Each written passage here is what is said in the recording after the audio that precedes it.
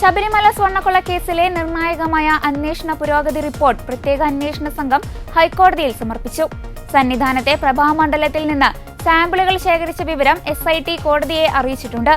ഹർജി പരിഗണിക്കുന്ന വേളയിൽ അന്വേഷണ സംഘത്തലവനായ SP S ശശിധരൻ നേരിട്ട് കോടതിയിൽ ഹാജരായി. കേസിന്റെ പുരോഗതി ബോധിപ്പിക്കാൻ മുൻപ് ഹൈക്കോടതി നിർദ്ദേശിച്ചതിനെ തുടർന്നാണ് നടപടി. കഴിഞ്ഞ ദിവസം സന്നിധാനത്തെത്തിയ അന്വേഷണ സംഘം പ്രഭാമണ്ഡലത്തിന്റെ അളവും തൂക്കവും പരിശോധിച്ചിരുന്നു.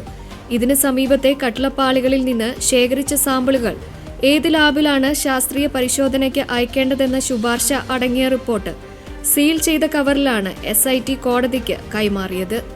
തൊണ്ടി മുതൽ വീണ്ടെടുക്കാനായിട്ടില്ലാത്ത കേസായതിനാൽ ശാസ്ത്രീയ പരിശോധനാ ഫലങ്ങൾ മാത്രമായിരിക്കും കോടതി വിധിയിൽ നിർണായകമാവുക. ആദ്യമായി സ്വർണം പൂശിയപ്പോൾ പ്രഭാമണ്ഡലം, കട്ടിളപ്പാളി, ദ്വാരപാലകർ എന്നിവയിൽ എത്ര അളവ് സ്വർണമുണ്ടായിരുന്നു എന്നും വർഷങ്ങൾക്ക് ശേഷം അതിൽ എത്രമാത്രം കുറവുണ്ടായി എന്നതുമാണ് ശാസ്ത്രീയമായി കണ്ടെത്തേണ്ടത്. ദ്വാരപാലക പ്രതിമകളുടെയും കട്ടിളപ്പാളിയുടെയും പരിശോധന നേരത്തെ പൂർത്തിയാക്കി റിപ്പോർട്ട് സമർപ്പിച്ചിരുന്നു. ഇപ്പോൾ സമർപ്പിച്ച പുതിയ റിപ്പോർട്ട് വിശദമായി പരിശോധിച്ച ശേഷമാകും ശബരിമലയിൽ നിന്ന് യഥാർത്ഥത്തിൽ എത്ര അളവ് സ്വർണം നഷ്ടപ്പെട്ടു എന്ന കാര്യത്തിൽ കോടതി അന്തിമ തീരുമാനമെടുക്കുക.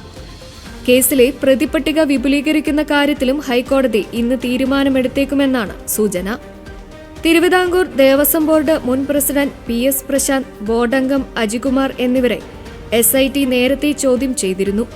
ഇരുവരും പദവിയിലായിരുന്ന കാലയളവിലാണ് ദ്വാരപാലക പ്രതിമയിലെ സ്വർണ്ണപ്പാളികൾ ചെന്നൈയിലേക്ക് കടത്തിക്കൊണ്ടുപോയത് എന്നതിനാൽ ഈ ഘട്ടത്തിൽ കോടതിയുടെ തീരുമാനം ഏറെ ശ്രദ്ധേയമാണ്.